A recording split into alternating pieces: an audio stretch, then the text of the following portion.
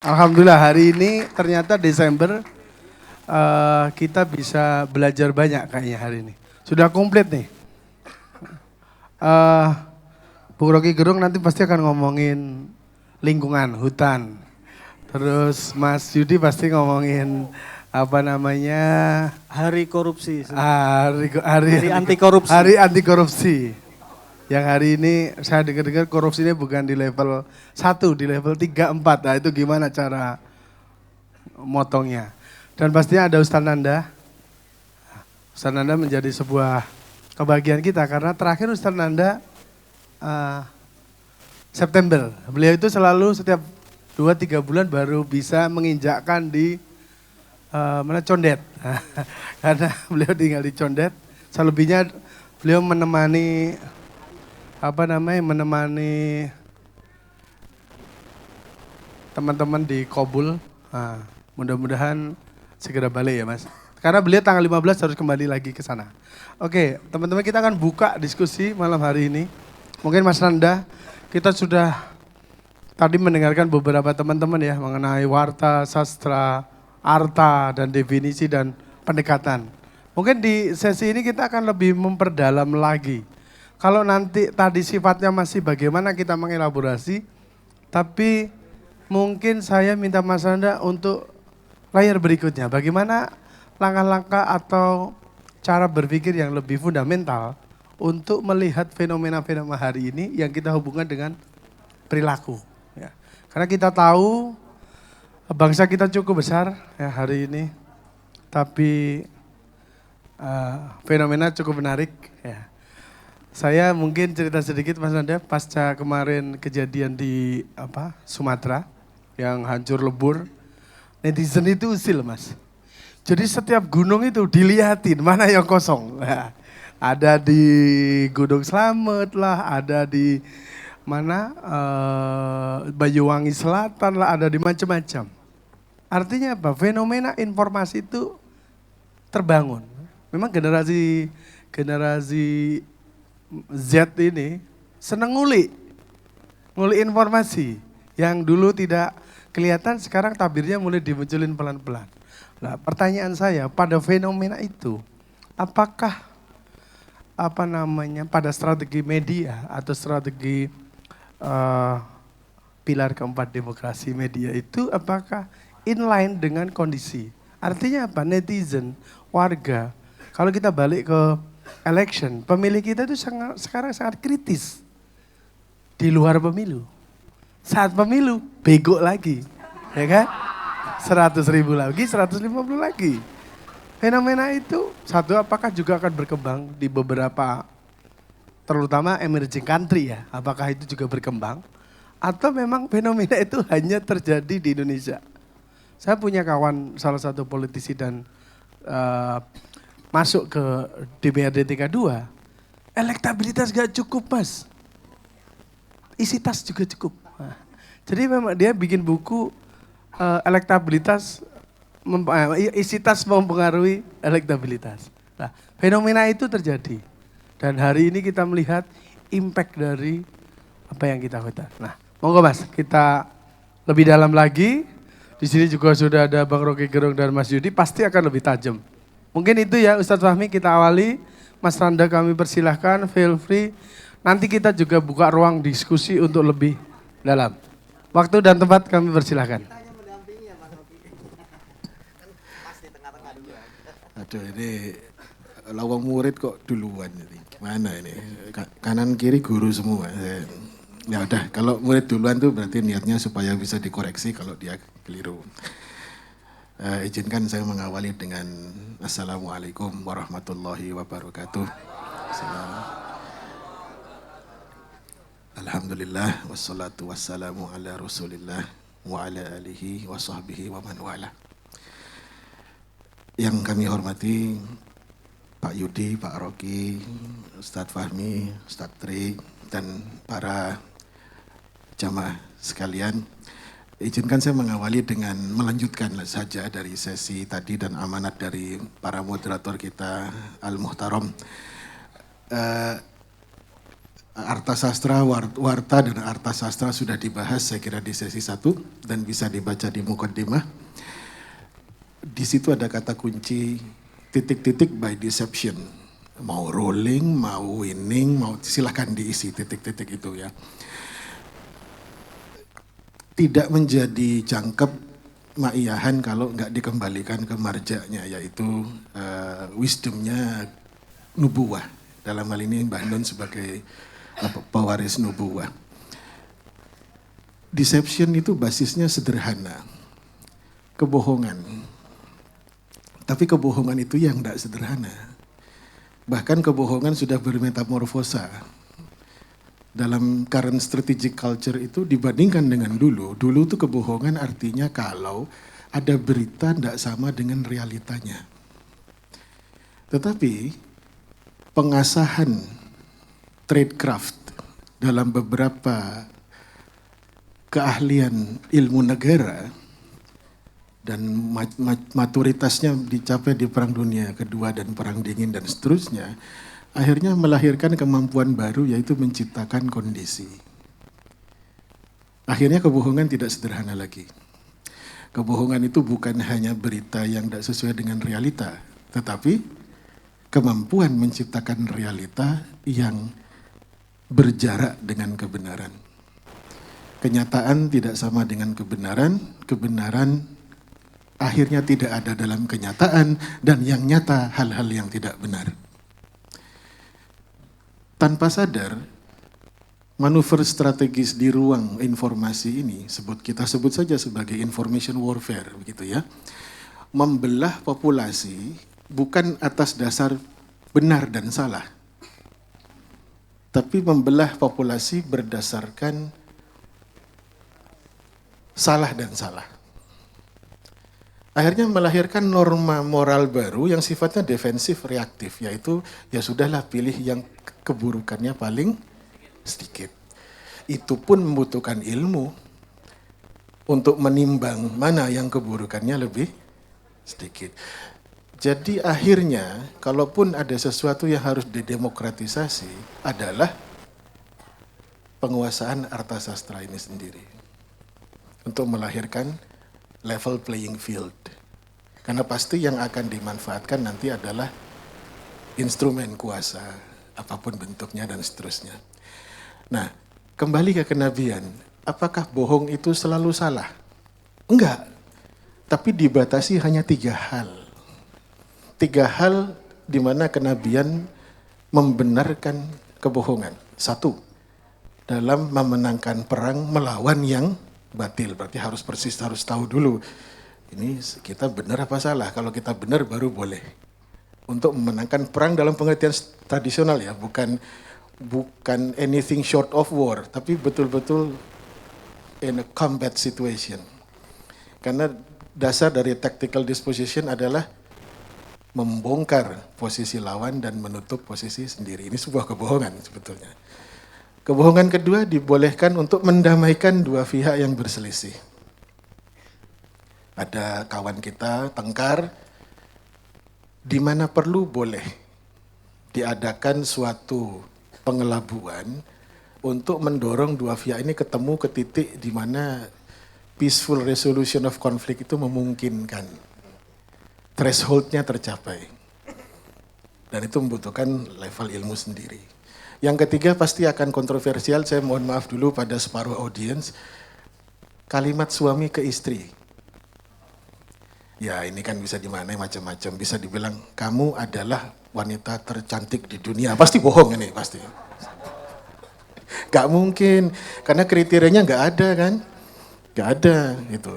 Atau mau dielastiskan kayak Hadzai artikelen pasal karet ya untuk ngibuli istrinya misalnya.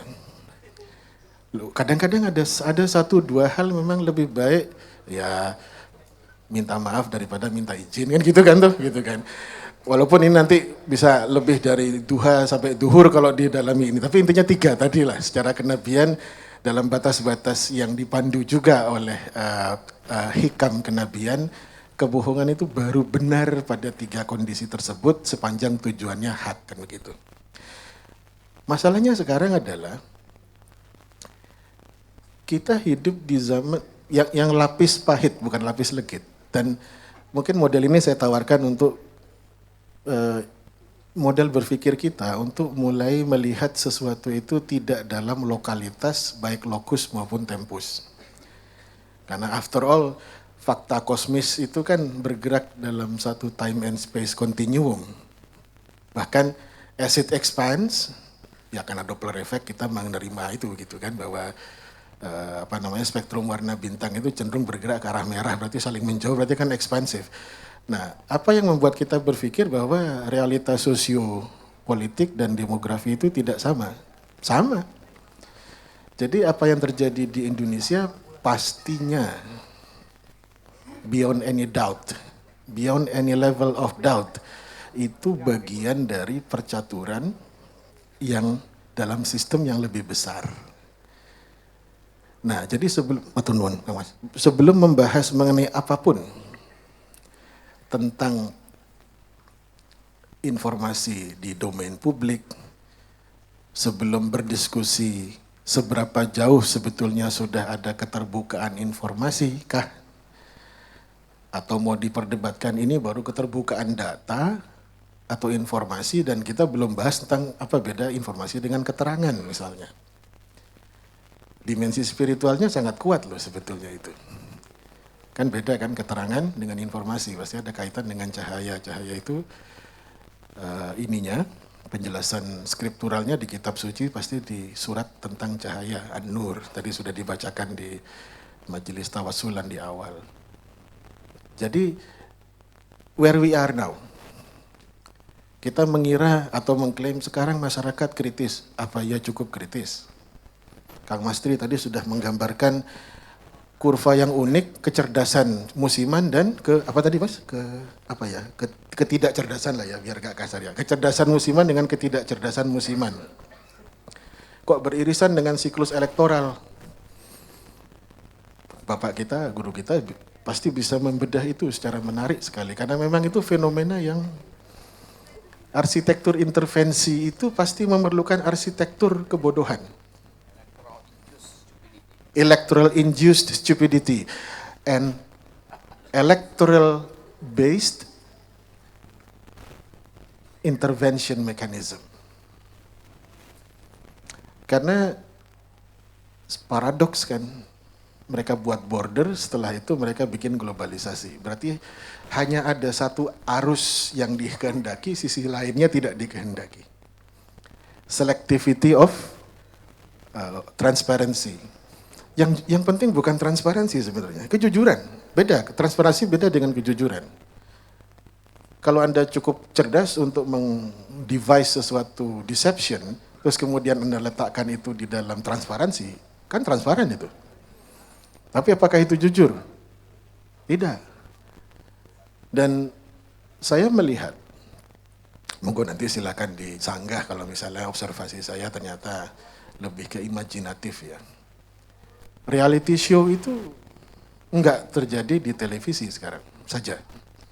Tetapi disiplin, sastra itu kan disiplin, pakem reality show itu digunakan untuk cipta kondisi.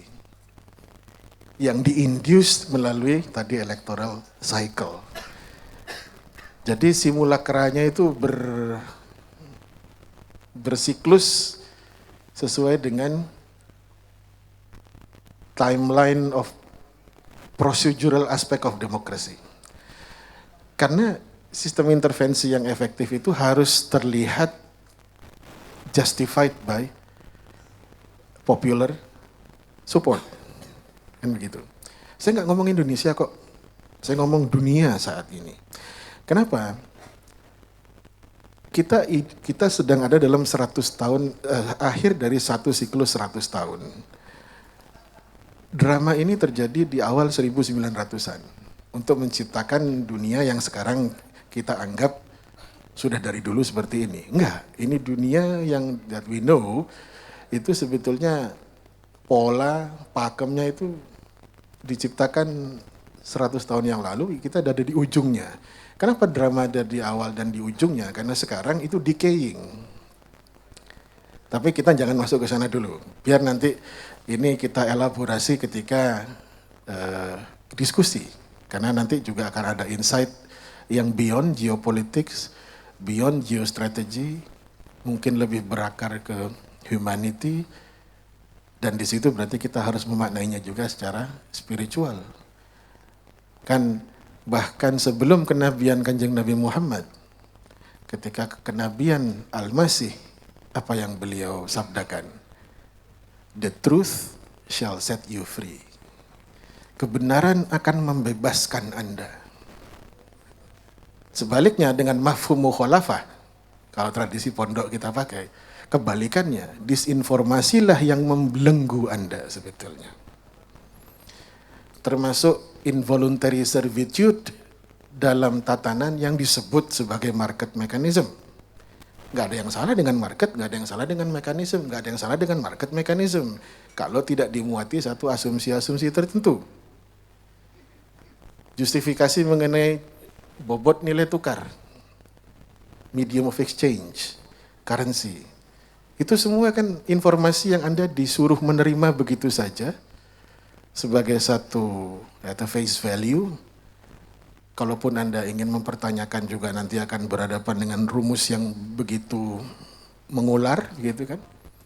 Sehingga memang kebenaran itu ada di dalam sebuah kotak yang encrypted within an enigma of mystery yang kadang dibilang passwordnya hilang gitu kan.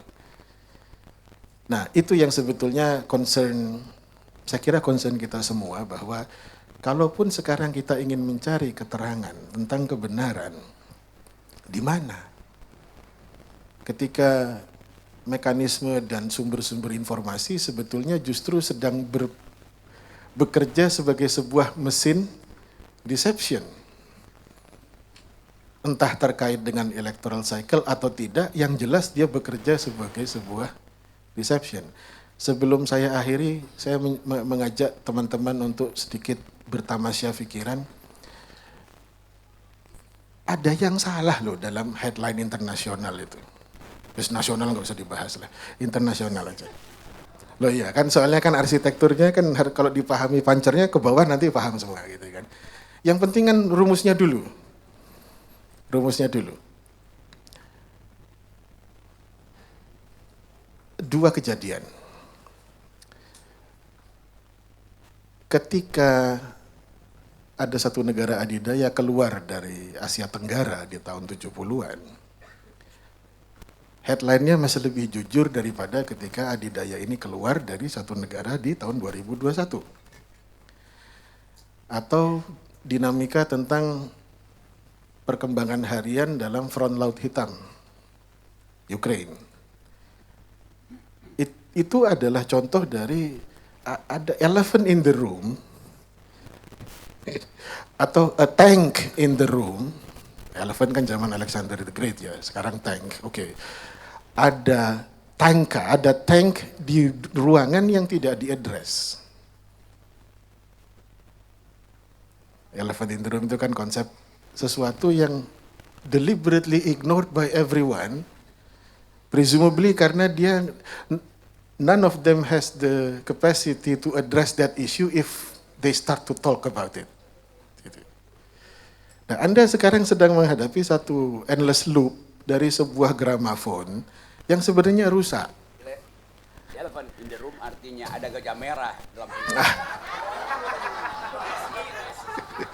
Makanya saya nggak nyebut warnanya kan gitu. Udah dilarikan ke tank, balik lagi ke gajah.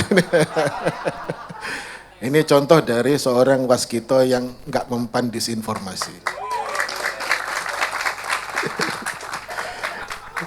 Jadi dari dua kasus besar itu saja, dan tentu yang lain-lain ini tidak preskriptif untuk membatasi, tapi sampel saja, itu sudah cukup untuk mengkritisi medan informasi yang ada saat ini, ya warta sastra. Bahkan udah nggak arta sastra lagi, sudah warta sastra. Nah, mudah-mudahan ini cukup untuk membuka karena sebenarnya yang dinanti-nantikan kan wisdom dari beliau-beliau ini. Jadi ini sekedar cerita nih Pak Yudi, ini jemaah kita ini adalah sudah jemaah yang sudah rada sepuh Pak, 25 tahun ini. Dari generasi ke generasi, ini adalah manifestasi dari keresahan Mbah Nun untuk Ayahnya pernah ikut sama ibunya. betul. Ini kayaknya tadi ada ayahnya, kakeknya nggak ikut kayaknya. Tapi ayahnya, istrinya, anaknya, ya. Nggih. Contohnya saya udah tahu Maya dari bapak. Oh gitu, dari Nggih, dari bapak. Dibelikan buku Pak Rocky, dibelikan buku. Gitu. Walaupun begadangnya baru sekarangan aja kan waktu itu. Pewaris. Ya, alhamdulillah. Ya, dinasti. Dinasti jamaah ya itu top ini. Di mana-mana dinasti itu kan ini ya, ini dinasti jamaah. Jadi ini adalah potret dari generasi Nusantara yang menolak untuk dibelenggu apapun. Kemerdekaan itu bagi mereka adalah bukan hanya hak segala bangsa, tapi hak segala jiwa. Jadi jiwa mereka merdeka, makanya mereka mendengarkan Mbah Nun dan inilah pisauanan katresnan, perjamuan rasa saling cinta mencintai kebenaran di antara kita. Jadi nanti kami kembalikan ke Kang Mas Fahmi dan Kang Mas Tri untuk kita dapat hikam dari Pak Rocky dan Pak Yudi. Pak Yudi, terima kasih. Matur nuwun. Wassalamualaikum warahmatullahi wabarakatuh.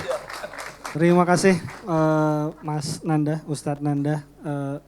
Ya seperti yang tadi disampaikan oleh Mas Tri ya, Mas Nanda kan memang bertugas di luar negeri, salah satu penggiat kenduri cinta yang bertugas kebetulan ditugaskan di luar negeri sehingga hanya bisa kembali pada momen-momen tertentu. Tapi apapun itu Mas Nanda memang memberi warna tersendiri di kenduri cinta gitu ya. Sebelum kita lebih dalam lagi, tentu nanti yang paling kita tunggu ada Bang Rocky Gerung ya. Tapi nanti Bang Rocky biar nanti aja gitu ya. Biar nanti, biar teman-teman jangan langsung diledakkan dulu gitu ya. Tapi begini teman-teman, tentu kita dalam situasi akhir-akhir ini kan kita pada situasi yang kita cukup bersimpati ya dengan saudara-saudara kita yang ada di Aceh, Sumatera dan sekitarnya gitu ya. Dengan peristiwa-peristiwa yang dalam beberapa waktu terakhir ya, banjir bandang yang sebegitu dahsyat gitu ya. Yang kita hanya bisa melihat dari kejauhan, dari tangkapan layar di televisi, dari media sosial, ya sebisa mungkin pasti kita berkontribusi. Saya yakin teman-teman di sini pasti berkontribusi, berdonasi, menyumbang, mengirimkan sesuatu ke sana, entah lewat lembaga manapun ya. Saya pikir itu pilihan teman-teman, tapi apapun itu yang utama adalah kepedulian kita kepada mereka, saudara-saudara kita gitu ya. Buat apa kita berdebat harus nyumbang pakai lembaga yang mana, harus ke siapa segala macam, saya pikir itu bukan saatnya lagi kita berdebat soal itu, tapi bagaimana kepedulian kita bisa tersalurkan, bisa tersampaikan. Saya pikir itu. Karena pasti kalau kita bicara lebih jauh lagi, ada sebab musababnya kenapa terjadi itu tuh nanti kita bisa berdiskusi lebih dalam lagi ya. Ada Bang Rocky Gerung, ada Bang Yudi juga. Tapi saya pikir begini, Bang Yudi, persambungan kita dengan Bang Yudi sebenarnya kan cukup lama gitu. Bukan yang baru lah gitu ya. Kalau teman-teman pernah ngikutin gitu ya, beberapa kali dulu Mbah Nun hadir di KPK, baik ketika bersama Bang Novel gitu ya, yang terakhir gitu ya, mungkin kalau teman-teman ingat. Bahkan jauh sebelum itu ketika KPK era Pak Busro di Jogja, itu Mbah Nun bersama Kiai Kanjeng membuat satu acara yang juga membahas tentang isu-isu terkait korupsi waktu itu. Termasuk juga di UGM dengan Mas Uceng waktu itu, dengan kalau tidak salah ada, saya ingat ada Prof Mahfud atau tidak, tapi ada Pak Busro juga waktu itu di UGM. Jadi ketika era-era tahun 2013, 2012, persambungannya dengan teman-teman di KPK cukup intens gitu. Sampai akhirnya di tahun 2019 kalau tidak salah ya, 2018 atau 2019, ketika teman-teman di KPK membuat acara 2 tahun tragedi atau peristiwa Bang Novel Baswedan yang disiram air keras gitu ya. Waktu itu kita hadir di KPK Yang kemudian setelah itu juga teman-teman KPK datang ke Kenduri Cinta, kalau teman-teman ingat juga Bang Novel bersama beberapa teman-teman KPK datang ke Kenduri Cinta juga beberapa kali, sehingga memang persambungan kita dengan Bang Yudi dan teman-teman di KPK itu sudah terjalin cukup panjang dan kita memiliki semangat yang sama tentu. Teman-teman di sini juga Bang Yudi, kenapa mereka berkumpul sebulan sekali? Salah satu alasannya ya kita semua di sini cinta dengan Indonesia lah. Kita cinta dengan negara ini, kita cinta dengan bangsa ini. Sumbangsi sekecil apapun kita di sini itu saya pikir kita semua sepakat bahwa kita ingin negara ini dikelola lebih baik. Teman-teman mungkin mengkritiki tentang negara, bangsa dan sebagainya, atau bahkan kadang kita di sini juga tidak membahas tentang politik kok. Kita di sini belajar apa saja dari semua narasumber, belajar apapun saja dalam rangka kita ingin menjadi bangsa yang lebih baik. Kan kalau negara kan sifatnya administratif ya, tetapi kalau bangsa saya pikir itu udah lebih luas lagi, dia bentuknya sudah lebih multi, ya lebih luas lagi dari sekedar negara lah, dan kita punya cita-cita ke sana. Jadi Bang Yudi, saya persilahkan mau ngomong apa saja kepada teman-teman, silahkan. Nggak harus ngomong tentang politik juga, nggak harus ngomong tentang korupsi juga, silahkan. Satu lagi Mas, nggak perlu ngomong nggak harus ngomong ijazah juga. Nah, nggak perlu ngomong ijazah saja, nggak perlu dibuktikan ijazahnya asli atau palsu juga di sini. Gitu. Jadi monggo Bang Yudi disapa teman-teman Kenduri Cinta, terserah Bang Yudi mau menyampaikan apapun saja. Karena di sesi awal ini kita cuman ya sesi perkenalan awal, nanti di sesi kedua kita ada sesi tanya jawab yang pasti lebih menarik di situ. Silakan. Terima kasih Mas Fahmi. Kalau masalah ijazah, satu-satunya orang di sini yang bisa membuktikan ijazah saya asli Bang Rocky Gerung. Karena beliau dosen saya dulu. Jadi kalau ada yang bilang ijazah saya palsu, saksinya beliau. Pernah kuliah Pak, minimal pernah kuliah, bukan pernah berpikir ya Pak.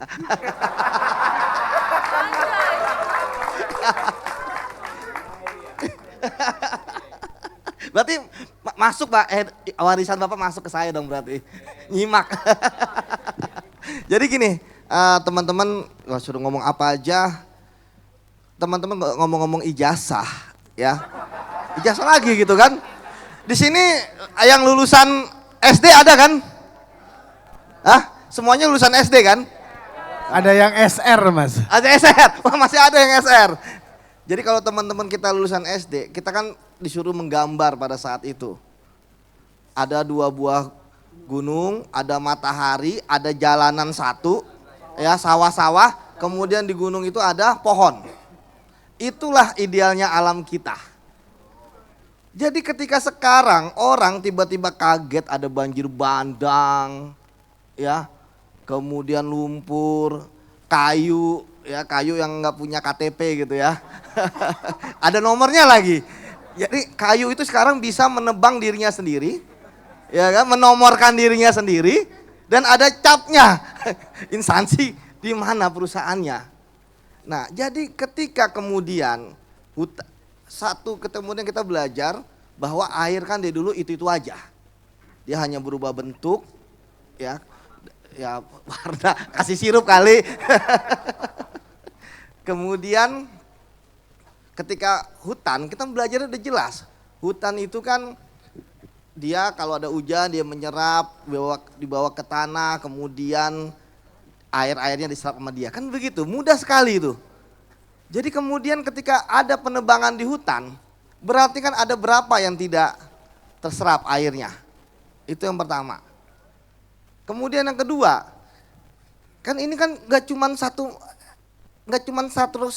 pohon, 200 pohon yang tebang. Ya kan? Jutaan hektar.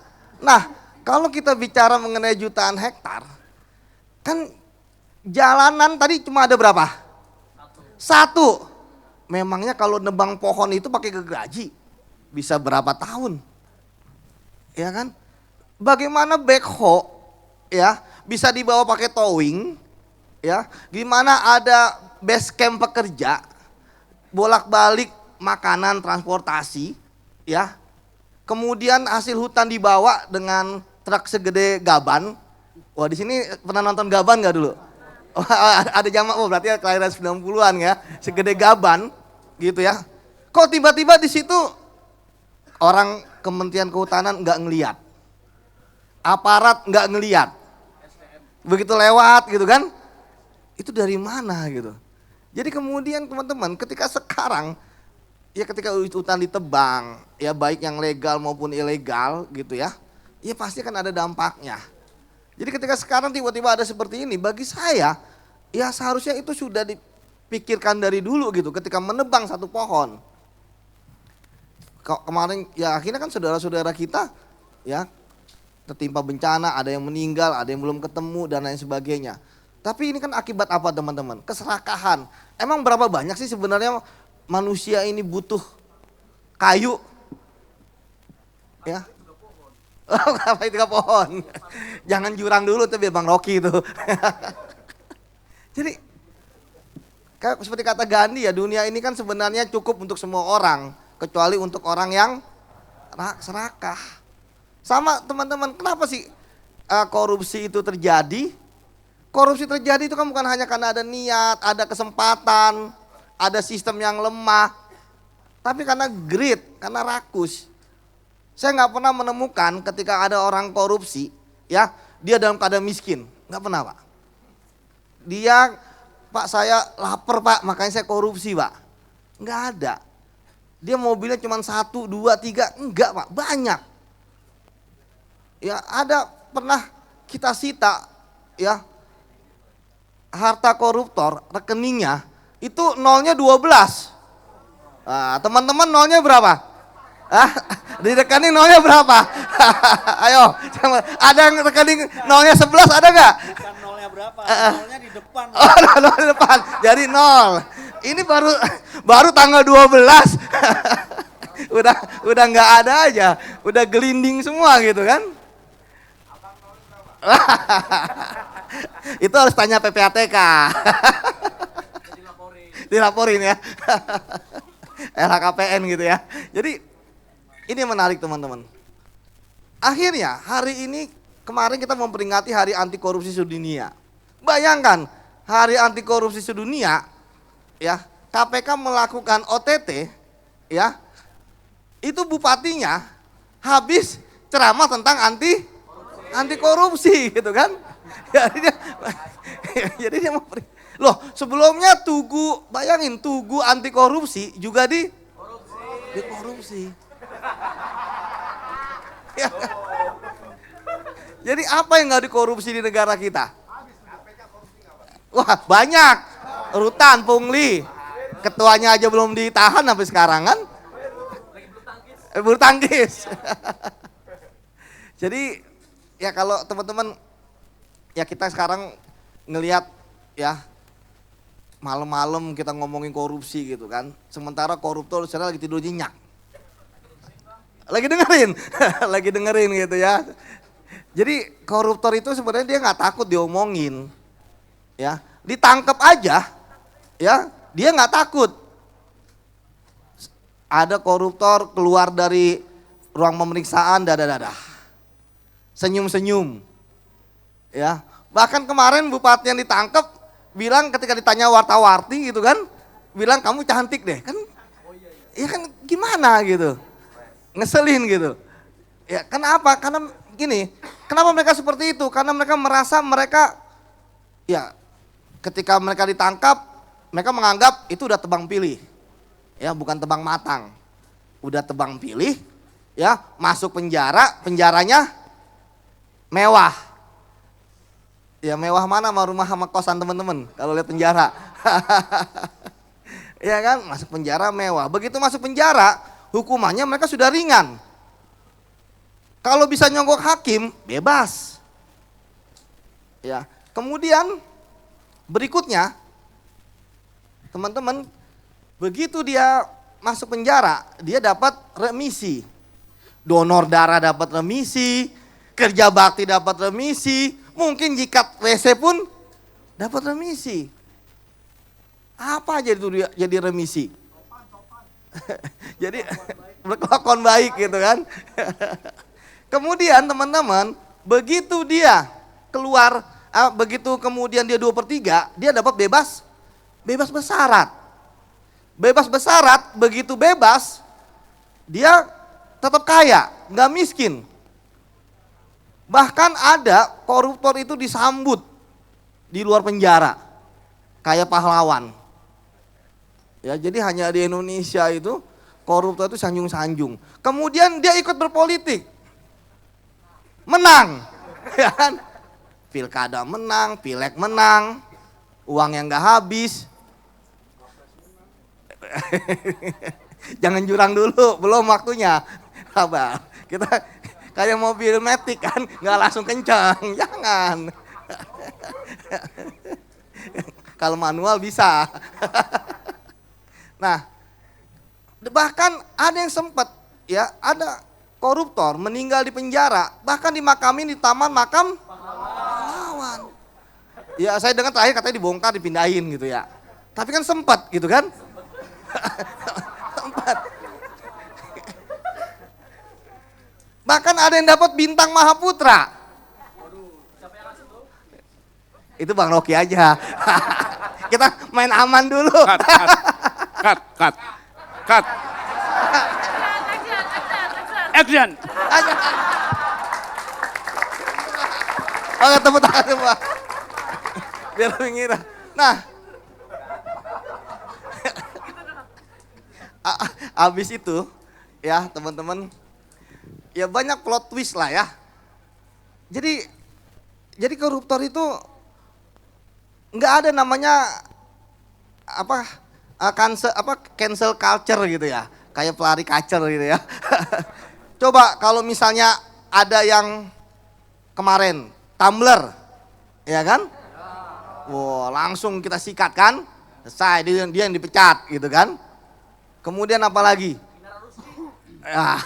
Ingatin Nara Rusli aja. Cancel sama, kita cancel culture, tapi koruptor, ya kan koruptor, ya ada nggak yang bisa mengcancel yang ini, yang cancel culture-nya itu? Nggak ada, kayak mereka kebal, imun. Apa yang buat mereka imun? Karena mereka punya uang. Kan Saruni comeback lagi. Ya kan, epic, kalau main Mobile Legends epic comeback dia. Ya kan? Orang Iron Man-nya dapat ya kan? Di sini ada yang dapat apa kemarin, ayo. Ayo ngaku. Ya kan epic comeback dia. Semua yang ada di situ epic comeback semua DPR-nya. Ya kan? Ada yang joget-joget lagi kemarin kan? Tapi menarik ini memang ketika ya saya paham bahwa ternyata di kita masih ada budaya orang yang punya kekuasaan, orang yang punya jaringan, dia akan selamat. Karena hukum kita kan masih kayak pisau. Pisau tajamnya kemana? Ke bawah, ke atas? Tumpul. Tajamnya ke lawan, ke kawan? Tumpul. Gitu. Jadi ya banyaklah teman-teman yang perlu kita ini kan, bahwa fenomena seperti ini mau sampai kapan gitu kan. Ya akhirnya kan semua itu kan kalau misalnya ada perlawanan ujung-ujungnya ke penegak hukum. Walhi kemarin ke penegak hukum, ada laporan ke KPK kalau korupsi dan sebagainya. Tetapi kalau kemudian tidak di TL gitu kan, tindak lanjut disposisinya, terus mau gimana? Ya, kita berpikir teman-teman, apakah kita kan katanya mau jadi Indonesia emas 2045. Tapi kalau kayak gini jadi Indonesia cemas. Ya kan, was-was. Ya kan? Ini untung di sini kita nggak nyampe 19 juta kan, lapangan kerja gitu kan. Jadi sebenarnya masih banyak ini kan. Jadi banyak hal yang menurut saya ya perlu diinikan lah, yang perlu diperbaiki negara kita. Tapi saya melihat jangan-jangan kita suka status quo seperti ini. Tadi kalau Pak Kiai bicara kita lagi, jangan-jangan kita sebenarnya suka kayak gini gitu. Ya, kondisi di saat yang penting kita bisa kuliah, kita bisa kerja, ya. Justru jangan-jangan orang takut untuk misalnya, wah kalau ada perubahan mendadak, revolusi dan sebagainya, jangan-jangan kita takut seperti itu juga. Ya, ketika kita zona kemapanan dan sebagainya, dan kita dikatakan hari ini kita bisa diskusi dan sebagainya, jangan-jangan ini dibilang mereka orang demokrasi kok, itu buktinya malam-malam wah, bisa diskusi, bisa ngomongin negara gitu kan, ngomongin orang, walaupun ya ini kan nggak substansif dan nggak banyak gitu ya.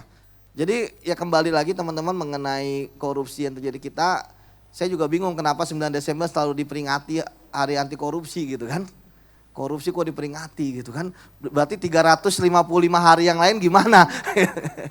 Ya kan? 355 hari yang lain gimana gitu. Hari anti korupsi cuma satu, ya kan?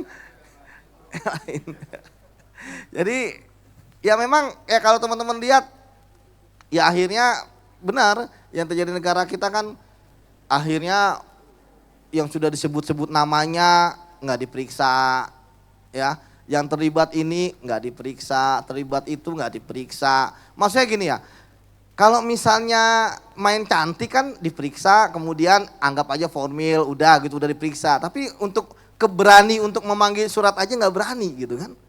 Ini menarik menurut saya. Yang bahwa sekarang sudah tidak bermain lagi di sisi formalitas. Kalau ini sudah tidak bermain di sisi formalitas, akhirnya nanti yang ketangkap-tangkap itu koruptor yang seperti apa? Ya akhirnya kan presiden bikin amnesti, rehabilitasi, ya, abolisi, ya, ntar apa sisi lain yang lain tuh nggak tahu saya sisi apa yang lain kan. Tapi sebenarnya menarik juga, semuanya udah satu gitu kan. Berarti udah menarik juga. Mungkin yang ini udah digunain, cari yang lain gitu. Nah, ya kembali lagi kalau kita bicara mengenai kedepannya Indonesia mau seperti apa, saya pikir banyak ya spektrumnya teman-teman. Apakah katanya waktu itu kan rame tuh, apakah kita memperbaiki dari dalam gitu kan?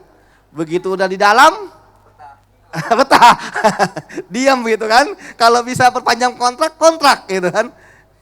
Atau perbaiki dari dalam, ada yang memperbaiki dari luar, resikonya di penjara, ya kan? Iya, Bang Rocky aja nih udah berapa kali diperiksa, ya kan? Kan orang akhirnya ngelihat, Pak Rocky aja diperiksa, apalagi kita, ya kan? Jadi yang di shock terapi bukannya koruptor, tapi aktivis, ya kan? Ya teman-teman, nggak semua orang kuat lah mempunyai stamina mental gitu kan dan sebagainya. Ya tapi ya itulah resiko yang sudah pakai. Tapi bagi saya ya teman-teman kita yang sebanyak ini gitu ya, tentu ternyata kan masih banyak orang-orang baik gitu kan. Tapi kalau ngomongin orang baik 2004 tagline-nya orang-orang baik juga. Jadi gawat juga kita kalau ngomongin orang-orang baik gitu ya. Tapi sudahlah, bagi saya terima kasih diskusi hari ini. Mungkin nanti banyak pertanyaan. Bahwa kalau dibilang negara kita baik-baik saja, ya dari sisi mana baik-baik saja gitu kan. Tentu banyak perspektif ya. Ya ada yang ya kayak tadi, katanya Indonesia kita krisis misalnya. Tapi setiap hari ya kita lihat Denza bertebaran di mana-mana gitu kan. Siapa yang beli gitu kan. Kemudian apalagi Alphard. Ada misalnya mobil yang hanya ada 3 di dunia, orang Indonesia punya. Jangan-jangan yang membuat tidak baik-baik aja pikiran kita, ya kan? Ternyata sana baik-baik aja kok, ya kan? Ada yang bisa beli jet pribadi, ya, dan lain sebagainya. Tapi ya kembali lagi teman-teman, ya korupsi itu kan sebenarnya dia hanyalah alat, ya, alat bagi para penguasa untuk mempertahankan kekuasaannya, yang kemudian dia mengorbankan pion-pion bidak-bidaknya, ya, betul nggak? Karena korupsi sebenarnya terjadi di mana-mana gitu. Kayak misalnya ada suatu kasus teman-teman, wah ini nih, langsung saya kasih mic lah. Ini narasumber tetap ya.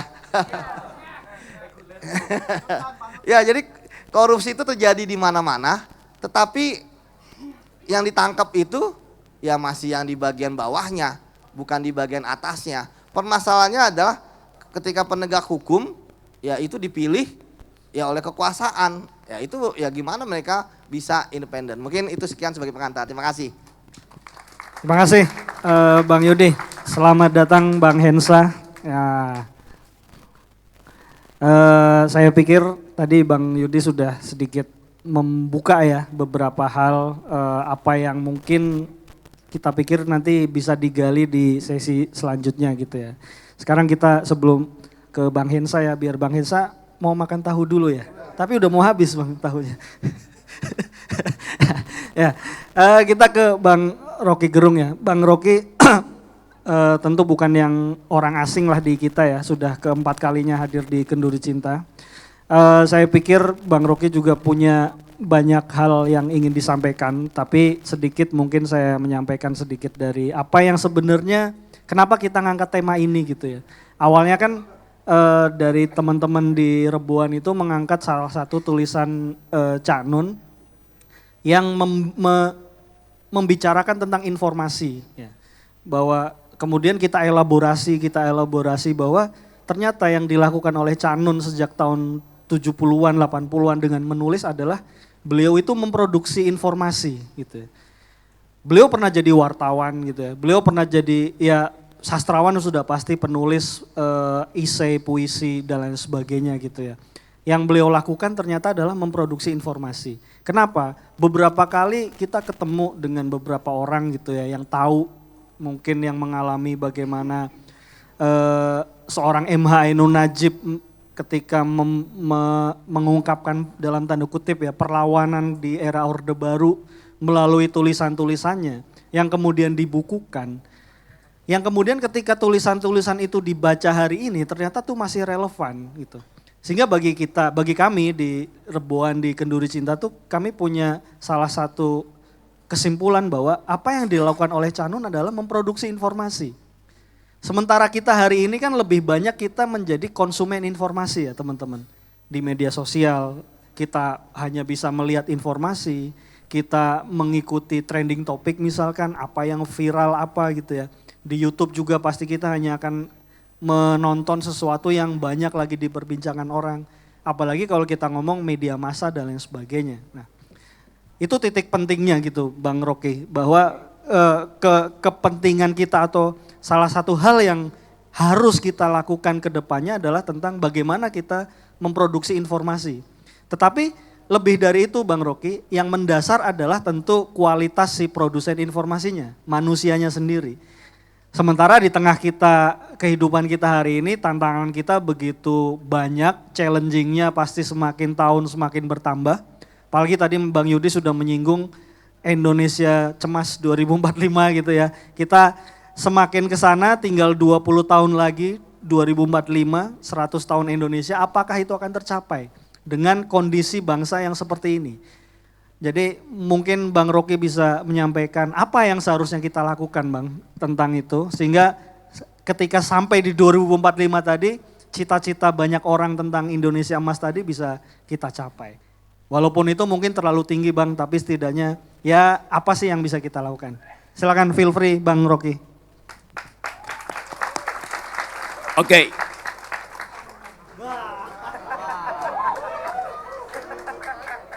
Karena ada yang serius soal informasi.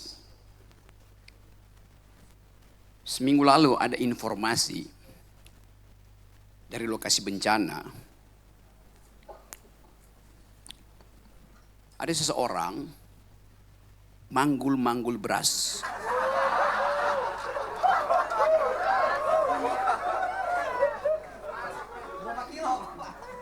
Bukan soal berapa kilo, saya mau tanya, apakah informasi itu warta atau sastra? Saya mau jawab. Ya? Sastra, warta, salah. Dua-duanya salah. Bukan warta dan bukan sastra, tapi Zulhas.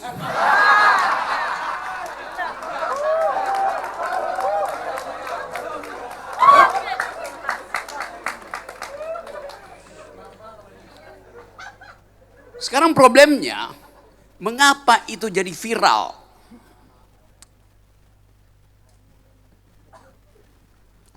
Kalau yang manggul-manggul itu Yudi. Kalau yang manggul-manggul itu Anita, siapa yang peduli itu? Justru karena yang manggul-manggul adalah seseorang yang dia bisa ngaji enggak? Cut. Action. Dia bisa ngaji enggak? Iya, tapi dia lebih ingin minta gaji daripada ngaji.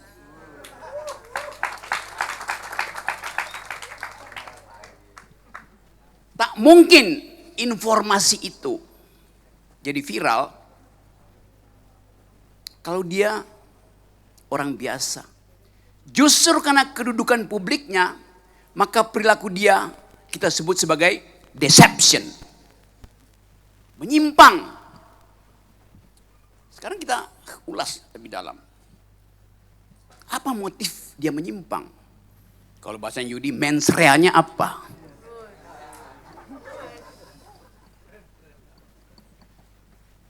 Mungkin dia jujur. Tapi kenapa publik menghukumnya sebagai seorang yang deceptif? Yuk, siapa mau jawab? Karena dia memanggul, bukan menggendong. Tak panggul kemana-mana.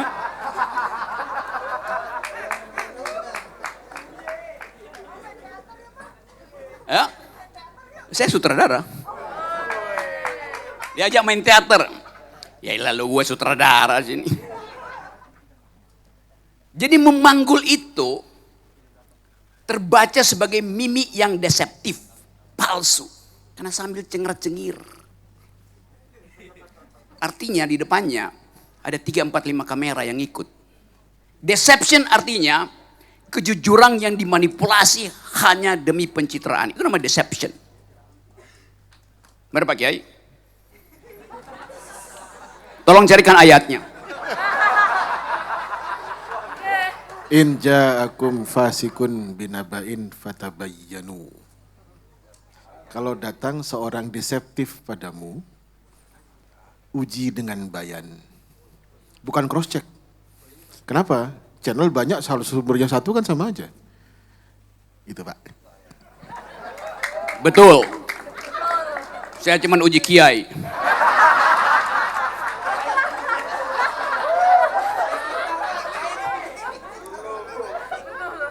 Yang tadi Pak Kiai bilang saya gurunya. Supaya saya tidak deceptif, maka saya uji dia. Pengetahuan kiai itu basisnya adalah teologi. Tapi ada kiai hari-hari ini yang pengetahuannya basisnya adalah geologi.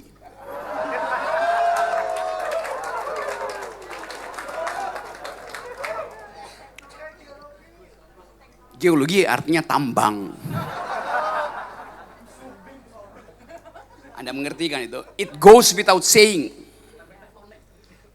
Jadi kita bayangkan di mana-mana kita menemukan fenomena deception. Pesantren mengajarkan kita untuk menggali teologi. Tapi tokoh-tokohnya justru gali tambang. Deception. We are riding the culture of deception. Riding the culture of stupidity itu. Jadi keadaan ini memungkinkan kita untuk membaca masa depan itu ada apa tidak. Kalau dari awal politik itu dikendalikan oleh sistem elektoral yang deceptif. Tadi betul bahwa kita berlomba untuk memamerkan postur politik kita hanya dengan mengandalkan hasil survei lembaga survei. Yang dipamerkan adalah elektabilitas.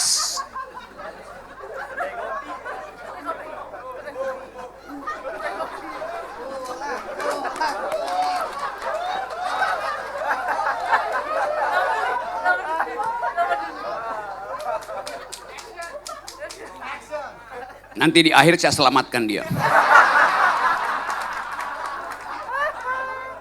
Kenapa? Karena dia narasumber tetap di sini. Itu yang terjadi. Deception is everywhere. Seorang pemimpin, kalau dia jujur, otentik, dia nggak akan cari pembenaran ambisinya pada lembaga survei. Dia tidak ingin cari prosentasi elektabilitasnya. Pemimpin yang jujur, dia akan cari etikabilitas, bukan elektabilitas. Etikability, bukan electability. Ujian kedua, tolong carikan ayatnya Pak.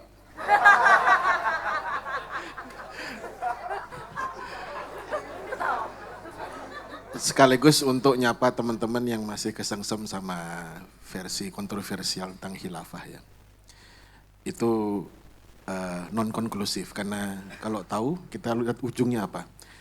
Ya Daud, ini ja'iluka fil ardi khalifah. Kenabian itu kadang satu orang, kadang keluarga. Nah yang pertama kali berbentuk state itu adalah Nabi Daud.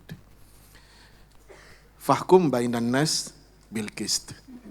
Based your power on justice. The ethics is justice. Jadi memang foundation of power harusnya ethics. Bukan might. Begitu Pak. Oke.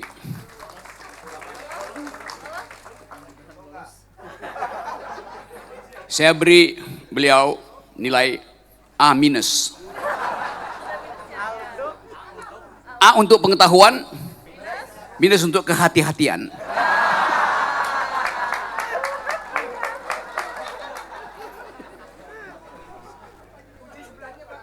Oke, kita lanjut untuk mempersoalkan the politics of deception ini. Ada partai. Oke, gua ganti narasinya.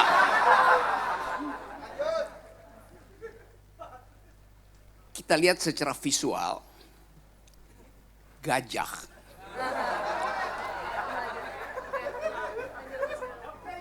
Diminta bantuan oleh masyarakat untuk memindahkan balok-balok kayu yang ada stiker Menteri Kehutanan.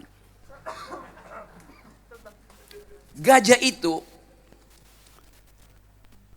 dia harus memindahkan puing-puing dari rumahnya sendiri.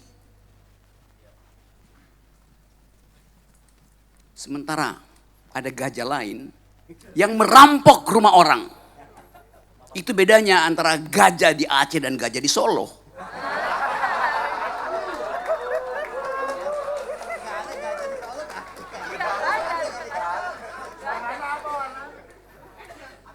Ya masa warna hijau gajahnya? Ya pasti gajah merah.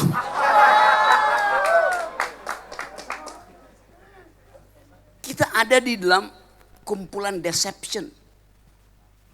Kapasitas kita untuk menguji itu ditentukan oleh integritas kita sendiri, bukan integritas pemimpin.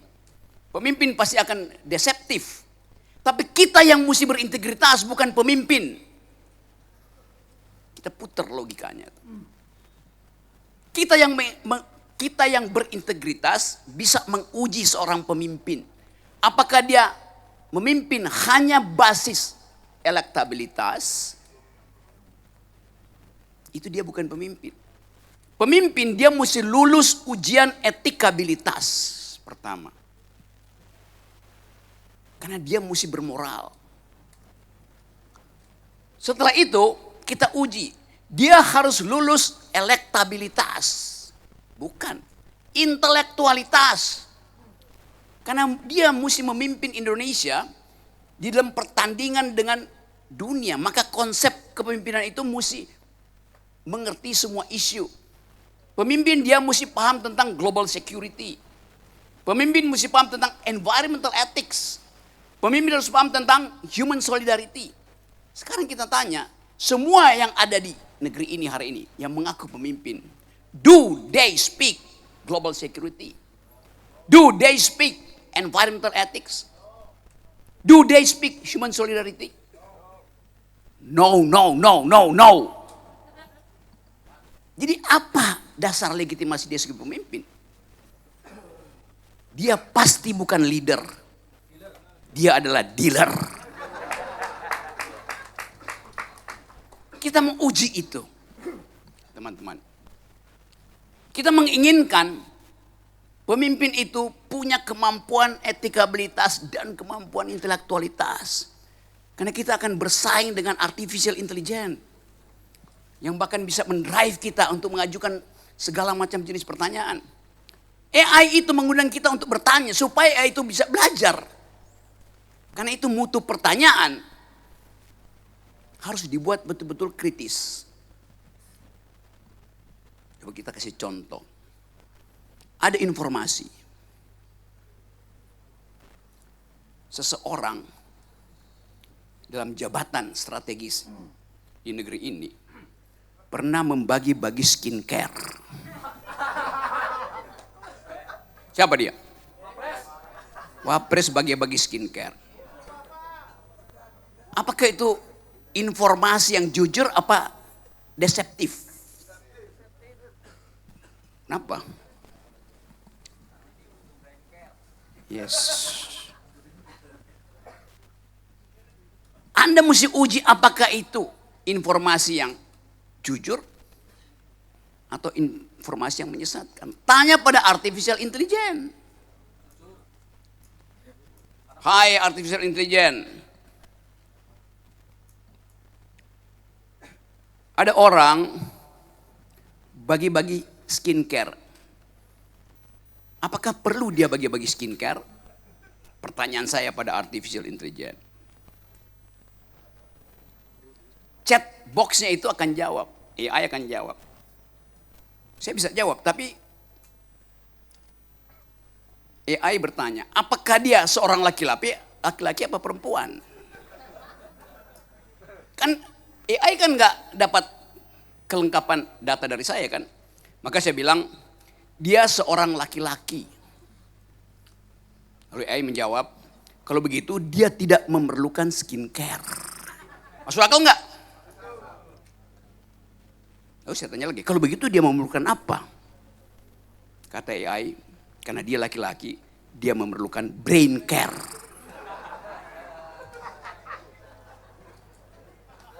Bukan untuk memuluskan kulitnya, tapi untuk memuluskan otaknya. Biar glowing otaknya. Tapi kita tanya lagi, mampu nggak brain care itu memulihkan kecerdasannya?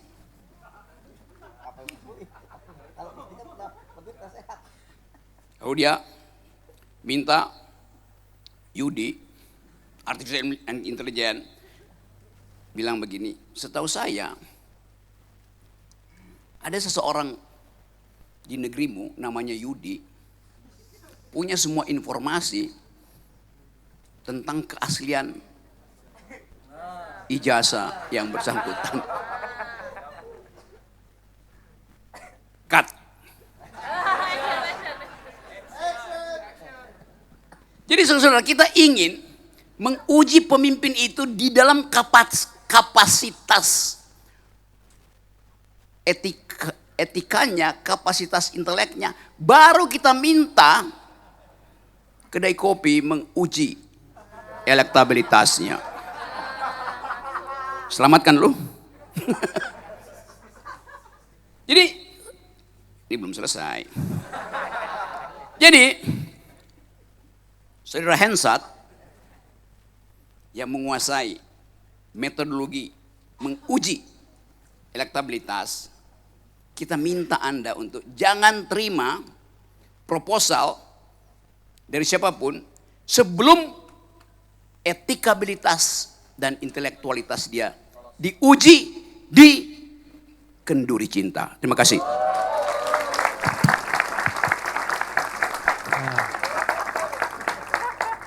Terima kasih.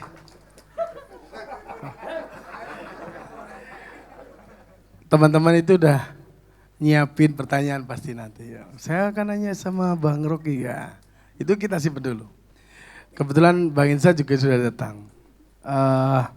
Salah satu hal yang mendasar yang kita selalu melihat fenomena Bang, itu narasi mengenai informasi. Padahal di satu sisi kita selalu menggali. Tadi Ustadz Fahmi bilang, informasi itu bukan apa yang kita baca. Tapi informasi itu sebenarnya ada relung di bawah itu adalah kalau Cak Nun bilang sumber informasi adalah kita meng-create-nya, bukan menikmatinya. Maka pada konteks hari ini tadi, Bang Rocky sudah cerita banyak mengenai bagaimana fenomena hari ini. Kalau Ustadz Nanda bilang, kita terjebak pada siklus yang setiap 5 tahun kita pura-pura lupa. Ketika pencoblosan, ketika elektoral. Nanti ketika terjadi dampak ingat lagi, oh itu pemimpin itu harus kita tidak pilih. Itu kan berita-berita yang atau informasi-informasi yang ada di permukaan. Tapi ada di bawahnya yang kita terus belajar. Dulu Mas Abrang selalu bilang, kita wajib punya garis batas mana yang kita tentukan menurut kita sendiri kriteria mana yang pemimpin yang akan kita pilih. Nah, KC pada 25 tahun itu selalu ngomongin itu. Benarnya kita memilih, bagaimana kita paham dasar betul siapa yang kita pilih itu menjadi kunci. Pada konteks hari ini Bang, dengan fenomena Indonesia yang amburadul informasinya gitu ya. Fenomena yang terakhir adalah ketika kita punya sesuatu yang kita perlu concern, itu tertutupi dengan informasi-informasi yang konyol tuh Bang. Artis selingkuh, narkoba, ya, pelecehan seksual, bullying, macam-macam. Lah, bagaimana sebaiknya kita bersikap Bang? Berhati-hati terutama ya. Karena kita hari ini agak terdistorsi banyak hal. Dan kita itu kadang-kadang lupa. Seminggu yang lalu aja beritanya udah lupa. Mungkin 3 jam yang lalu udah hilang tuh. Seolah-olah kita itu dapat informasi baru. Padahal itu skema yang diatur. Nah, gimana teman-teman itu bisa mempertajam cara mengelola, cara berpikir, cara memilih supaya tidak terjebak pada siklus yang kalau kita ngomongnya dalam istilah kita tidak terjebak pada siklus tembang setan, yaitu malaikat setan. Kalau bahasanya Cak Nun dulu, roti tai terus. Gimana tuh Bang? Mumpung ada Bang Isad, beri tepuk tangan untuk Bang Isad. Terima kasih. Fans Anda menunggu di sini. Tepuk tangan. Bismillahirrahmanirrahim. Assalamualaikum warahmatullahi wabarakatuh. Al-Mukarram, Al-Ustad, Rocky Gerung. Syekh, ya bolehlah. Sayang Kanjeng Sunan Leto nggak ada ya. Kalau ada, Kanjeng Sunannya ada 2. Kanjeng Sunan Leto dan Kanjeng Sunan Sentul. Udahlah, saya setuju sama yang dikatakan Bang Rocky lah. Ya. Jadi kedai kopi tidak akan melakukan elektabilitas sebelum calonnya diuji di Kenduri Cinta. Masalahnya Bang, pada takut sama Kenduri Cinta. Jadi pasti mereka nggak berani kemari. Tapi anyway begini, 3 minggu yang lalu kalau saya nggak salah, ini kalau kita bicara AI, itu harian Kompas menulis bahwa hati-hati dengan AI karena dia bisa memanipulasi. Setelah dia memanipulasi, dia bisa membuat penggunanya tidak mempercayai informasi yang ada sehingga halusinasi. Kemudian jadi gaslighting segala macam lah. Jadi hati-hati juga membaca AI karena AI itu bisa merangkum semua informasi tanpa menyeleksi benar atau tidaknya. Kan lagi ada yang panik tuh ya, ditanyain AI kan, apakah lulus? Dia bilang bukan. Itu salah satu buktinya tuh, ya si Lisa itu. Jadi artinya pada saat kita mencari AI itu juga belum tentu kebenaran yang benar-benar benar. Justru ada keraguannya di sana. Misalnya begini, ini bencana Sumatera, Aceh, Sumatera Barat, Sumatera Utara. Bedanya dengan penanganan bencana tsunami atau Jogja atau Palu yang saya benar-benar turun ke lapangan, itu tidak ada statement dari pemerintah misalnya aksi tanggap darurat misalnya. Kemudian crisis centernya juga nggak ada sampai hari ini. Media centernya nggak ada sampai hari ini. Akhirnya apa? Terjadi informasi bias yang luar biasa karena dicari sendiri informasinya. Kalau teman-teman ingat yang saya sama sekali tidak menduga dengan bencana di Aceh, Sumatera Barat, dan Sumatera Utara, itu ada delay informasi dari kejadian di Aceh sampai informasinya di Jakarta. Kejadian 24 November, kita baru rame 27-28 November.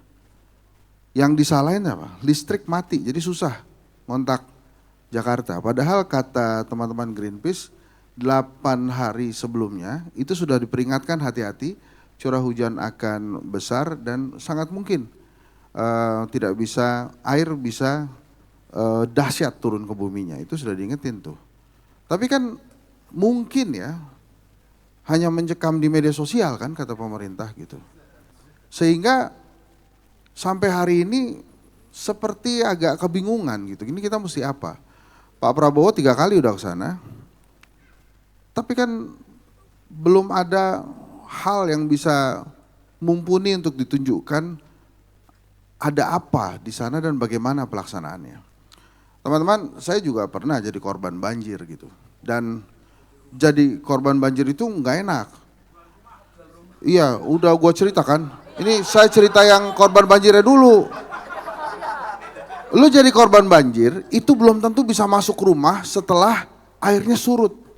Kenapa? Karena di dalamnya ada lumpur. Jadi kita mesti angkat itu pintu supaya kita bisa masuk.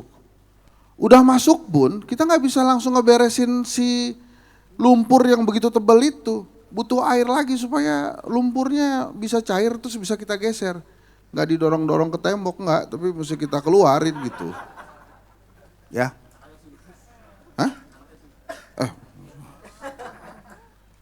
Jadi yang sekarang ditunggu oleh masyarakat terkait dengan penanganan bencana itu adalah bagaimana nanti rehabilitasi dan rekonstruksinya. Waktu di Aceh itu ada BRR. Apakah kemudian sekarang perlu ada BRR lagi? Menurut saya sih perlu. Karena rehabilitasi dan rekonstruksi itu yang dibutuhkan dan sangat mungkin mahal sekali.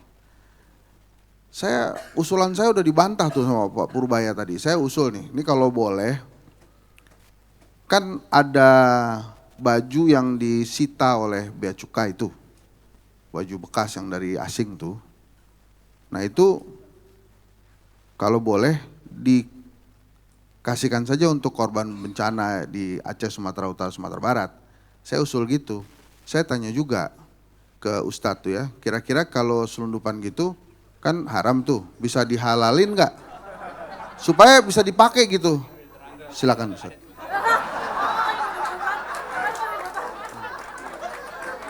Ayatnya. Gua jawab bentar. Nah, lo jawab lah. Tadi udah diterangin. Ada Bahwa- berapa kekecualian untuk berbohong? 3. Jadi ya karena lu telat. Iya. Problemnya bukan itu. Mereka tahu kalau itu selundupan. Oke. Gimana Ustadz? Boleh nggak? Kalau pakai kepemilikannya sekarang bukan lagi selundupan tapi milik negara karena sudah disita. Jadi negara bisa memberikan kepada siapa yang di. Jadi halal. Bisa. Bisa. Mestinya begitu. Cuma sudah ditolak sama Pak Purbaya. Telat sih gue. Keterangannya kalau itu diberikan itu bukan deception, itu exception. Gitu. Ya. Ya betul, sangat betul. Nah, Gua anak pesantren. satu lagi. Ini kita lagi tunggu-tunggu. Ya cocok. Rekonstruksi dan rehabilitasinya. Kemudian ada partai politik yang bukan gajah, tiba-tiba ketuanya usul kita koalisi permanen aja. Kan kita mikirnya, wah dia tahu kali dalam kondisi bahaya ya. Makanya kemudian, Pak kita koalisi permanen aja. Tolong saya dan dikeluarin dari koalisi gitu maksudnya. Jadi tetap selamat gitu. Dan kemudian dia meneruskan dengan memuji presiden dengan idenya yang sudahlah pemilihan kepala daerah itu dari DPRD aja. Jadi teman-teman bayangkan ada beberapa informasi yang keluar dari pemerintah dan lumayan membingungkan juga. Kalau tentang bencana itu macam-macam informasinya. Kita juga dibikin pusing sendiri kan.